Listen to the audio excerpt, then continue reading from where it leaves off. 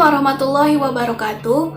Perkenalkan, saya Nuriski Arini Lubis, perwakilan dari kelompok 2 mata kuliah Dasar Ilmu Gizi Kesehatan, mahasiswi semester 2 Fakultas Kesehatan Masyarakat UIN Sumatera Utara. Pada praktikum kali ini, saya akan melakukan penilaian status gizi kepada bayi dengan menggunakan kurva WHO dan penilaian status gizi terhadap dewasa atau lansia dengan menggunakan IMT. Yuk disimak penjelasannya dengan baik. Baiklah, contoh kasus yang saya ambil ialah seorang bayi laki-laki berumur 2 bulan dengan panjang badan 55 cm dan berat badan 4 kg.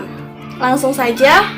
Sebelum memulai perhitungan Z-score, kita harus menetapkan melalui apa kita menghitungnya, mengkategorikan dari apa. Nah, yang pertama ini ada kategori berdasarkan berat badan terhadap umur. Yang kedua ada dari panjang badan terhadap umur. Dan yang terakhir ialah berat badan terhadap panjang badan. Dari data tersebut dapat dirangkum bahwa usia bayi tersebut ialah 2 bulan, berat badan 4 kg, dan panjang badan ialah 55 cm. Untuk bayi yang baru lahir, penyebutan tinggi badan diganti menjadi panjang badan karena itu sudah ketetapannya. Perhitungan Z-score saya di sini mengambil dari kategori berat badan terhadap panjang badan.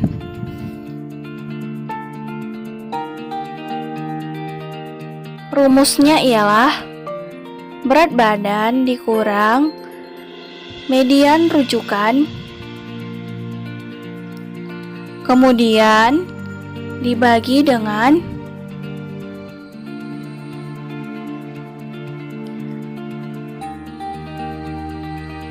simpangan baku rujukan.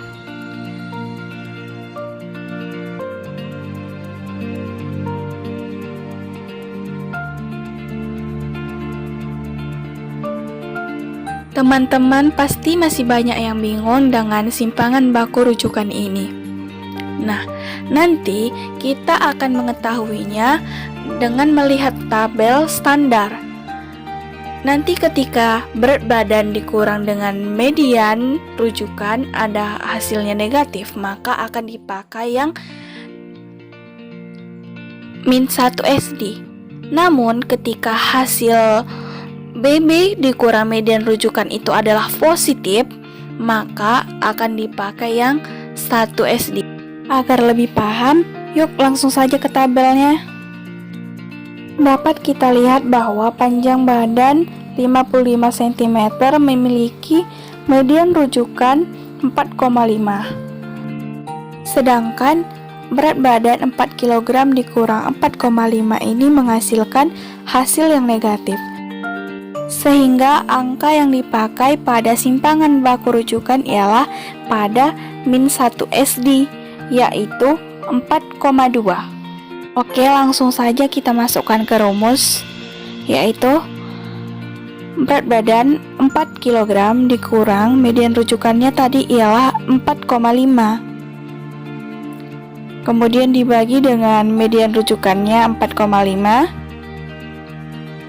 dikurang -1 SD-nya tadi 4,2. Lalu hasilnya ialah -0,5 dibagi 0,3. Maka hasilnya ialah -1,66. Untuk melihat status gizi anak dari angka yang diperoleh ini, maka kita perlu cek langsung ke dalam tabel ambang batas nilai gizi anak. Angka -1,66 berada pada -2 SD sampai dengan 2 SD. maka status gizi anak tersebut adalah normal. Sekarang akan kita lakukan pengecekan langsung dengan menggunakan kurva WHO. Dari data tersebut kita memperoleh tadi bahwa bayi laki-laki tersebut memiliki berat badan 4 kg dan panjang badan 55 cm, sehingga titik temu dari kedua angka tersebut ialah di sini, berada di antara garis kuning dan merah. Sehingga jika dilihat keberadaannya sesuai garis tersebut, bahwa titik tersebut berada di antara min 2 SD sampai 2 SD, yang artinya keadaan status gizi seorang bayi laki-laki tersebut adalah normal. Kemudian, penilaian status gizi terhadap lansia atau dewasa dengan menggunakan perhitungan IMT. Nah, pada kasus dewasa saya mengangkat bahwa ada seseorang berumur 30 tahun dengan berat badan 65 kg dengan tinggi badan 160 cm. Nah, baiklah, saya akan menghitungnya dengan perhitungan IMT. Maka, data yang kita peroleh adalah umurnya 30 tahun dengan berat badan 65 kg dan tinggi badannya ialah 160 cm. Indeks massa tubuh bisa dihitung melalui rumus ini. Maka IMT sama dengan berat badan per tinggi badan dikali tinggi badan. Karena tinggi badan diminta dalam satuan meter, maka menjadi 1,6 meter. Sehingga 65 per 1,6 dikali 1,6 sama dengan 65 per 2,56 meter kuadrat, sehingga hasilnya ialah 25,39. Untuk mengetahui ini termasuk dalam kategori apa, mari kita lihat tabel klasifikasi IMT. Pada klasifikasi WHO, 25,39 berada pada obesitas 1, sedangkan klasifikasi nasional berada pada gemuk. Kemudian, perhitungan terhadap nilai status gizi seorang lansia dengan umur 65 tahun dengan berat badan 50 kg dan tinggi badan 150 cm. Maka data yang diperoleh ialah umur lansia tersebut adalah 65 tahun dengan berat badan 50 kg dan tinggi badan 150 cm. Langsung saja diubah 150 cm menjadi 1,5 meter. Sehingga IMT sama dengan berat badan per tinggi badan dikali tinggi badan sama dengan 50 kg per 1,5 dikali 1,5, yakni 50 per 2,25, sehingga hasilnya yang diperoleh ialah 22,2. Angka 2,2 berada pada berat badan normal pada klasifikasi WHO, sedangkan klasifikasi nasional juga normal. Sekian hasil penjelasan dari saya. Penjelasan berikutnya akan disampaikan oleh teman saya.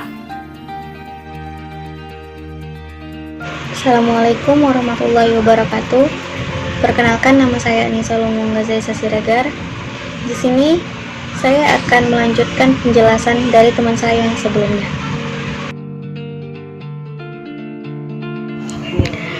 Sebelumnya saya akan menjelaskan apa itu KMS. Kartu Menuju Sehat adalah catatan grafik perkembangan anak yang diukur berdasarkan umur, berat badan, dan jenis kelamin. Dari situlah bisa diketahui status gizi bayi dan balita kita. KMS juga menyuguhkan informasi kelengkapan imunisasi anak dan memantau pemberian ASI eksklusif pada bayi usia 0-6 bulan. KMS ada dua macam, untuk laki-laki dan perempuan. Yang untuk laki-laki menggunakan warna biru dan yang perempuan merah jambu. Baiklah, di sini akan kita pelajari bagaimana KMS dalam menilai status gizi balita. Dalam KMS ada grafik. Ada warna kuning, hijau muda, dan hijau tua. Untuk grafik ini sendiri, jalur pertumbuhan normal anak ada pada warna hijau tua, dan hijau muda udah termasuk warning. Dan juga dengan warna kuning sudah level bawah, dan yang paling terakhir itu warna putih, dan harus orang tua sigap dalam langsung konsultasi kepada dokter atau bidan terkait. Di sini kita akan mempelajari cara menghitungnya.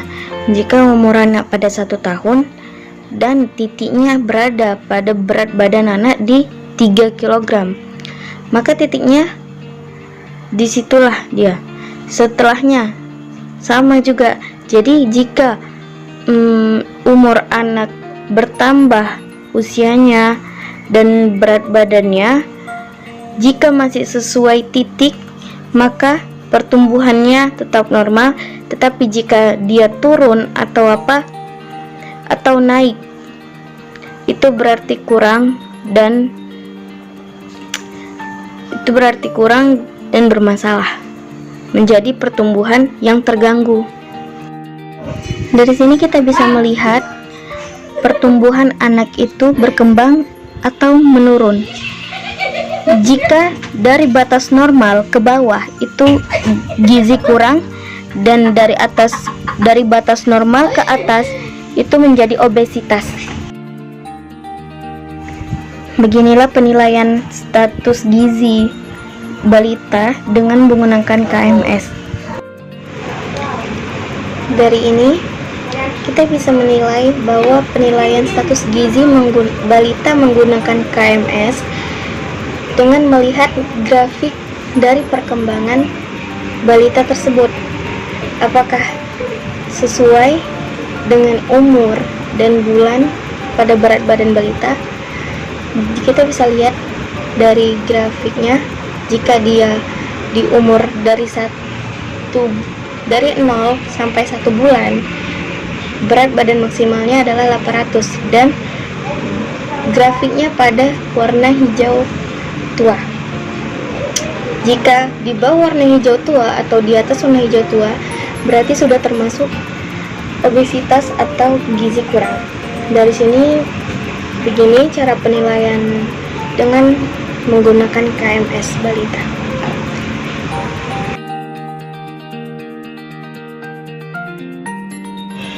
Baiklah, di sini saya akan menjelaskan cara menggunakan grafik pertumbuhan CDC. Pertama, tentukan tabel mana yang akan digunakan untuk laki-laki atau perempuan. Yang kedua, cari usia yang sesuai dengan kasus atau usia anak. Yang ketiga, ukur tinggi badan dalam sentimeter dan berat badan anak. Yang keempat, tarik garis mendatar melalui tinggi sehingga menjulang grafik tinggi badan anak atau normalnya 50 cm til. Yang kelima, dari titik silang 50 persentil, tarik garis vertikal ke bawah sehingga menyilang garis berat badan pada 50 persentil, dan ini adalah berat badan anak normal yang tinggi badannya. Dan yang terakhir, interpretasikan pada tabel CDC. Baiklah, ini contoh grafik penilaian status gizi pada remaja dengan menggunakan kurva CDC. Beginilah contohnya jika kita mengerjakan langsung di grafik CDC tersebut. Baiklah, ini hasil dari contoh yang tadi. kita menarik dua garis, satu mendatar 50% tinggi badan, satu tegak 50% berat badan. Bandingkan berat badan yang ada atau kaos atau dengan berat badan anak normal pada tinggi badan 50%.